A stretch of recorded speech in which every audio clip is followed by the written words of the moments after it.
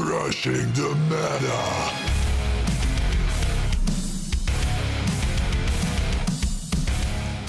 Welcome back to another video for the Spike Brothers. This is another card reveals for Spike Brothers from Destructive War, and also some of deck reveals, which some of you guys have asked me how the Spike Brothers standard deck would look like, so I could show you at the end of this video.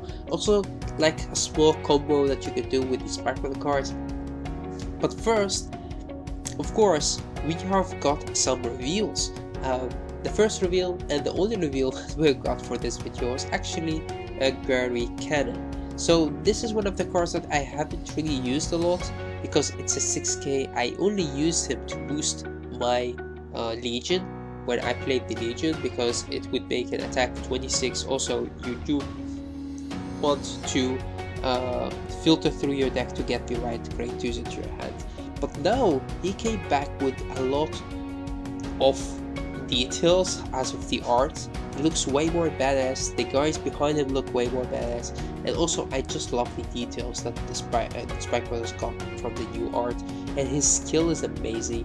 When when an attack hit that this unit boosts, and it does have to hit the Vanguard. That's the only downside to this. So this unit should boost another unit, and that unit needs to attack and hit the Vanguard. Then you may pay the cost, which is putting him into your soul, the commander himself. You draw 2 cards and put 1 card from your hand back to your deck. Why is this card really good? First, it does leave an open regular circle behind it, which is good. Sometimes you want to. Second thing is, you put 1 card from your hand back to your deck. Not the 2 cards that you drew, no, just from your hand. So that's amazing. We haven't got something like this for Spike Brothers. And also, just fill up your soul. So it's perfect. His flavor text also nice, as his flavor text before it was as how to win. I will teach you, or I'll teach it to you. And now he's saying there is no reason or there is no need to aim for the weaknesses. It's enough to just do what you're best at. So it's amazing. He's just telling all of the Spike Brothers, like, you don't really have to become something that you're not. Just be what you are, and you will definitely win if you play it right. How is this good in standard?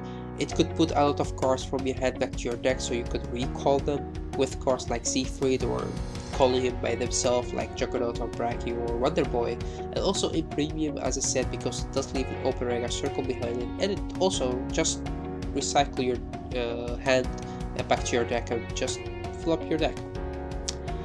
Next is in some of the reveals that we have got, we finally know how the SGR Siegfried looks like, which is amazing. You see the purple blue behind it.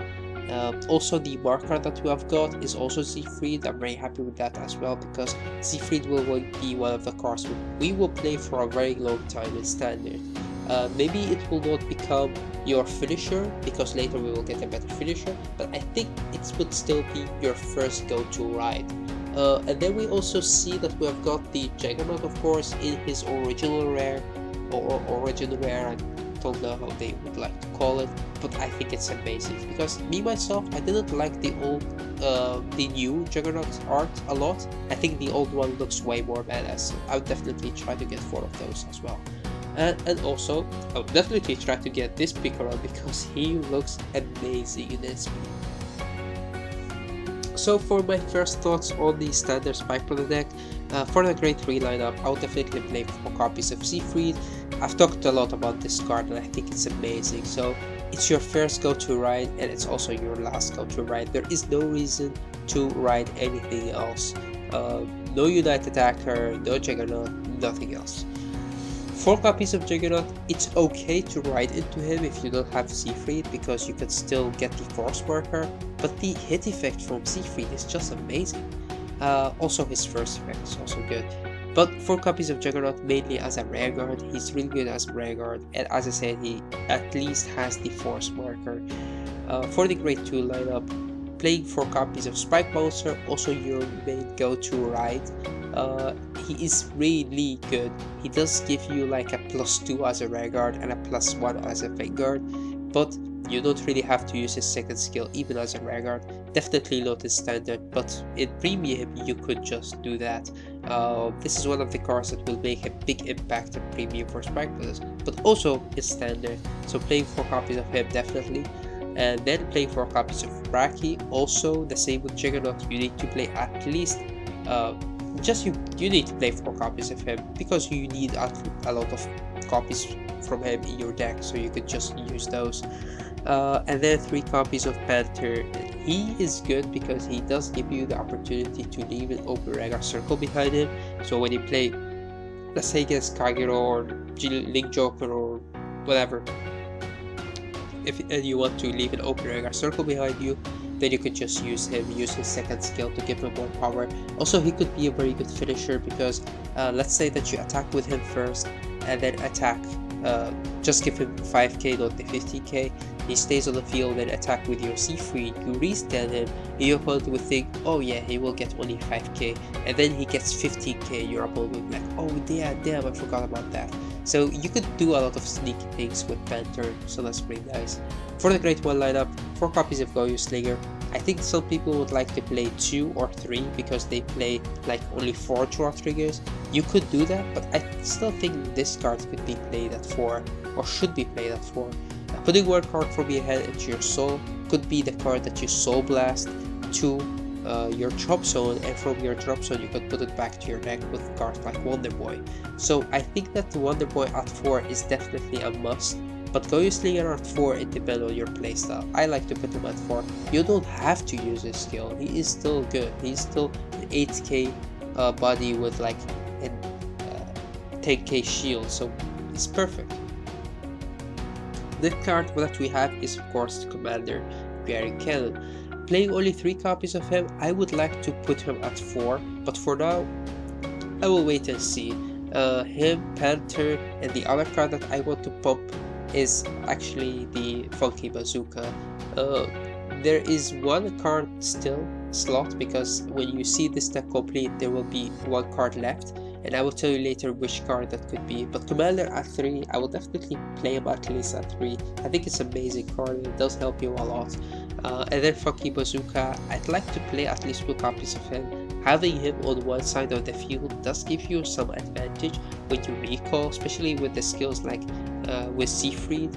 But I still think that this card is for now just a 7, 12, 70k at max. But when we will get more calls in the metal phase, this card will become better. Just remember that you could put the Panther could attack for just 25 by himself, and the Funky Bazooka already got to his 12k. Then you call something else, because let's say the Panther leaves the field, so you don't have to call on top of him, but you could in standard. But then you call something else, and then Funky Bazooka get another 5k, and then you can attack and boost if you want to, or get something else and then do that as well. I think that Funky Bazooka in the future will become a way better card, but for now I do want to play him, and I will show you later why. Next card that we got is of course for the trigger lineup, we're playing 4 heals. You could play less heals if you want to, you could just take them out, or play no heals, or just play 2 and then play more draws. It's up to you, but for now I do like to play 4 heals, especially for the Kagero matchup. And also I still like, even in this deck, to let my opponent be ahead on me. Like, I want to be at more damage than my opponent always, so I could heal and they could not. Also, I think heals do help you out, like they are a way to counter charge, but you could take them out. 4 draws, big the PG draw of course, because yeah, Berlin is amazing and the art is really nice, and also you have more slots in your Great One lineup. The downside to her being the perfect guard is actually when you damage check her, sometimes you damage check a draw trigger, you're very happy. When you see her in the damage zone, you're also like, I didn't want to see you there. And also you can't just discard her with a perfect guard, or put her into your soul with Goyo Slinger or something, because it's a perfect guard, it has way more value to her than just being a draw trigger. The next is of course the critical triggers. We play 4 of each, so 8 crits and only 4 draws. For now I think that this is what I will be playing. You could still play 6 on 6 if you want to, 517, whatever you like. But for me, even playing the 4 Goyo Slingers and the 3 Commanders, I would still like to play only 4 draws. And I think it's because in this deck, you don't really want to draw that much. You can still refill your field, you have some card advantage in this deck, but you really don't have to draw this much, because in the G era, you needed at least a card from your hand to get one more attack. It was always put a card from your hand into your soul, or discard a card, or do something. But for now, you don't have to. With a Counter Blast or a Soul Blast, you could get an extra attack, and it's different. So the idea behind Spike Brothers is a bit different, and that would give you the option to play more crits. And then, of course, you could play one Mega Trader, because it's the only starter that we could play, so why not? Cards that they didn't really get or make the cut are, of course, Unite Attacker or Unit Attacker, the Frontliner, and of course some of our grade 2s. I don't remember his name, but I call him a Hive Maker or a Twin Hive Maker. He is good because he could still get the extra shield value on him. It becomes like a 50k shield, but I think for this deck you don't want to play him. Also, he's in 9k, and all of your other grade 2s are 10ks. For Zachary's, it's the same, he's only 8k. Also, he's a promo. I don't even know if we will get this card in Europe or in the TCG yet, so I will wait and see. And if we look back at the grade 3s, that uncle or father or whatever he is of Rising Nova, I think it's alright. He's a good card, the Frontliner, but yeah, the thing with him is he doesn't have the Force Sparker, he doesn't get any power, his skill only works on Vanguard. You don't really want to call him into Vanguard in the early game, so I don't know, it's just an awkward card. It's the same with the grade 0. The grade 0 is good. She does give you the counter charge. She does help you to recycle your deck, but it's just you don't want to play her because it's a grade 0. It's only 10k shield. It's like a grade 1, the same amount of shield. For that Polar Bear, I do like him actually a lot, and there is a big reason why I don't play him, and that's because of the Funky Bazooka and the Commander. But there is a way that he could make the cut and come back and replace the Funky Bazooka, which I will show you later how this card could be effective. There are 2 cards that we don't have yet, or we don't know for the set. The first is of course the Perfect Guard PG. It's a grade 1, and I think we definitely have one more common left, and that could be a grade 3 or a grade 2, I don't know. I think it's a grade 2, and it could be a counter charger. I would be very happy if it is, like a nice 9k or 10k, like goes back to your deck and counter charge or something after the battle, or I don't know. I would be very happy with that, and if that's the case, I could think about taking out the Panther and putting it in there, because that would mean that you could use the skill of Seafried a lot. But yeah, I will just wait and see. For now, I think that this is how the deck could look like, and if you look at the deck right, then you see that the deck is missing one card, and that card could be a Panther, a Commander, or a Funky Bazooka. It's just up to you, or you could just add Unite Attacker if you want to, or Unit Attacker, fuck that guy. But yeah, it's really up to you. That last card, as you can see right here, is really up to you. You could put one more card into this deck, and it could be anything you want to. I like it to be a Panther because you will have 12 grade 2s, or a Commander because Commander could become anything. He does help you out to get anything you want, filter your deck, makes your deck better, put cards from your hand back to your deck, so it's just perfect. Or a Funky Bazooka because Funky Bazooka gives you better columns. So it could be one of these 3, and it could also be anything else if you want to. If you have another favorite card you just want to put it in here, you can also do that. And we will also wait and see what the other grade 2 or 3 would be. From there on, you could also play that. Next thing that I want to tell you guys is, of course, that you could replace your heals with draws. If you do so, then you will have to be more, you could rush your opponent more, you could recycle You could put the draw triggers into your Soul Goyo Slinger, you could put them back with Commander, but if you play the 4 extra draws, so let's say you play 8 draw, 8 crits, then I would definitely advise you to play 4 copies of Commander and 4 copies of Goyo Slinger. You have to play those, because those will make you, or give you the opportunity to put those draws into your Soul or back to your deck. Otherwise, the draws in your hand are just too weak. They don't have enough shield, they don't do nothing. You don't even want to call them as Vanguards, because you would have to replace them. So that's the reason why I play the heals, because they have more shield value on them, and I think it's alright to play heals, because I in my playstyle normally don't really play heals in the even in the G deck, because I just use them as G Guardians and I'll take them out from my hand deck, so you don't really heal with them. So the same, just as a shield value. But in the Limit Break era, I didn't really use heals, because I just hated healing my last damage or my 4th damage, so I can't Limit Break anymore. And I like to be at more damage than my opponent, so he can't heal anymore. So yeah, for now, I think that my deck would look more like this, with the 4 heals. And of course, I don't know which of the following cards would be in there. If it's another grade 2, then it could be the Panther, but it could also be a Commander or a Funky Bazooka. I don't know yet, I will wait and see. Next thing that I want to show you guys is actually how the field would look like in Spike Brothers. I know that this video is taking a bit too long, but just bear with me on this. The field is pretty nice for Spike Brothers. Of course, you start with your main Vanguard, which is Mega Trader. You ride on the top of him. It could be anything that you want to ride, it doesn't really matter. All of your great ones are 8 or 7k, so all of them are alright to ride. But I think in the most situations you could just ride to your Goyo Slinger, because he does give you the option to use his skill if you want to. Also, you don't really have to have 4 Goyo Slingers in your deck. He is just that extra card that could give you a kind of advantage if you want to.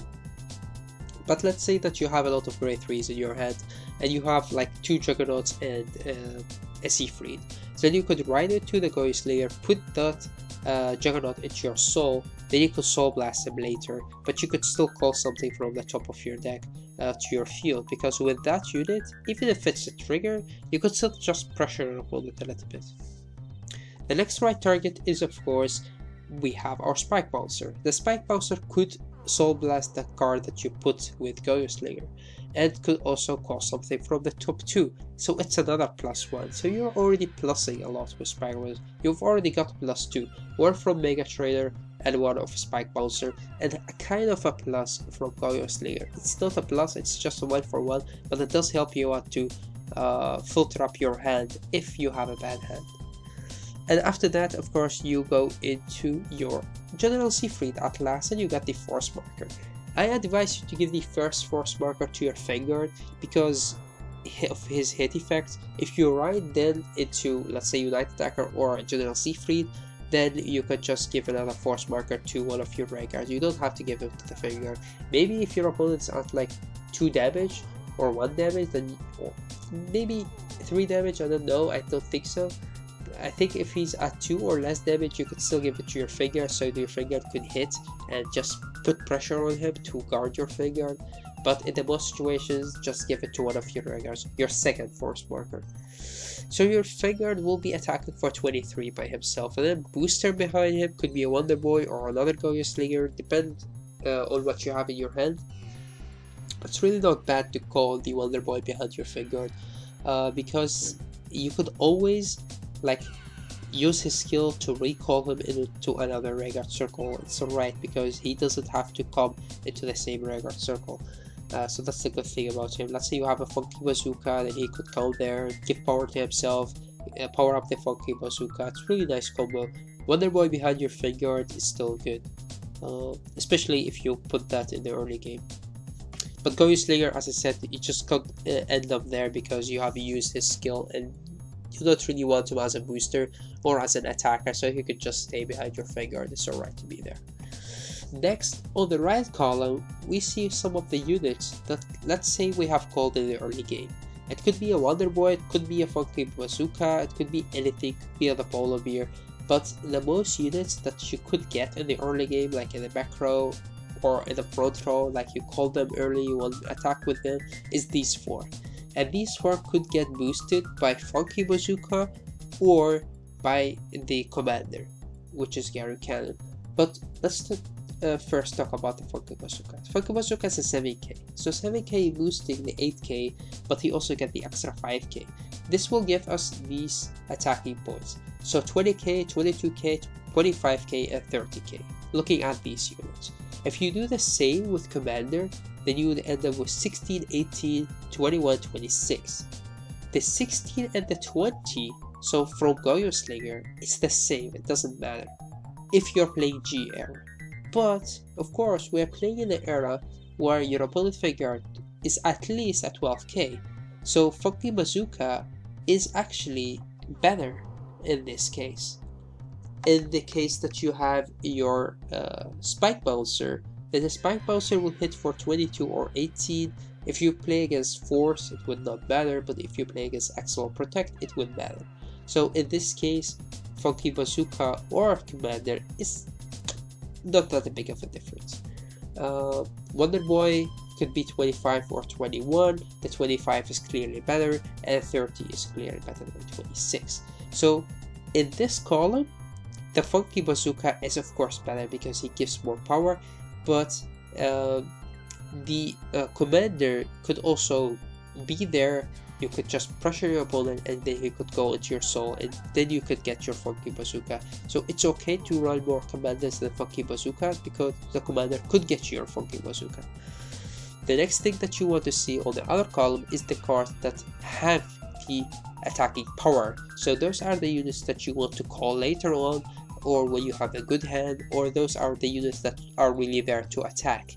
And then also you see them boosted by Commander and then boosted by the Funky Bazooka, and you see the big difference between the two. So boosted by Commander, the Polar Bear of course would still attack for 26 because he's just boosted by an 8k. Of course we are thinking about having 4 Vanguards, you don't always have that. And then of course we have our Panther, which could attack for 23 or 33, so that's a perfect number. 23, 33 could hit anything, so it doesn't really matter. And then for High Speed Bracky could also hit the 28, so that's also a perfect number. And then 31 for Juggernaut. So Juggernaut is a bit meh with Juggernaut, and the Polar Bear is a bit less good, let's say, with Commander, but the Bracky and the Panther are good. And then we look at them with the Funky Bazooka. So the Polar Bear becomes better, but let's not talk about him because we don't really run him and in my deck. The Panther is a 27 or 37, which is as good as actually 23 and 33 if you play against Force. If you play against Axel or Protect, then this is amazing to be able to hit the 27. So you see right here that it is not that big a difference. It does depend on your matchups that you can make your, let's say, your lineups. In the most situations, playing against Protect or let's say Axel, then the Funky Bazooka is actually a very good card because it does give you the right amount of attack with a 7k. But when you play against Force, it's actually good to have the Commander. Why? You could pressure them more, and Force don't really have that much of a big draw power, so you pressure them more. You have as good as, let's say, the attack that the Funky Bazooka gives. Also, the Commander would leave the field, so they don't have a target to retire. So what you see right here, this is something that is really nice to check out later, especially when the deck will progress and we have more units. But as I said, it is really up to the clan that you play against, but in the most situations, Funky Bazooka is a better booster, especially if you call multiple times. So let's say with the skill of Siegfried, you would definitely Funky Bazooka would be better. But when you play against Force clans, I think that the Commander is better. So yeah, that was actually it for this video. I hope that you enjoyed it. It was... I had a lot of fun making this video and also testing the new Spectrum cards. What do you think about this video, and how would you like to see more of this kind of content? I would like to thank you all for all the love and the support, and also for liking our videos and also sharing your thoughts, especially on Facebook. We like that a lot. I mean, I wake up every day and just look at our Crushing the Meta group and I think, wow, I've got some reactions, and I will just talk with some people, give me a lot of thoughts. So yeah, I'm very happy with that. So don't forget to check our Facebook group, and of course, if you haven't checked our YouTube channel yet, subscribe to our YouTube channel and stay tuned for more Crushing the Meta. Thanks guys for watching. Till next time. Crushing the meta.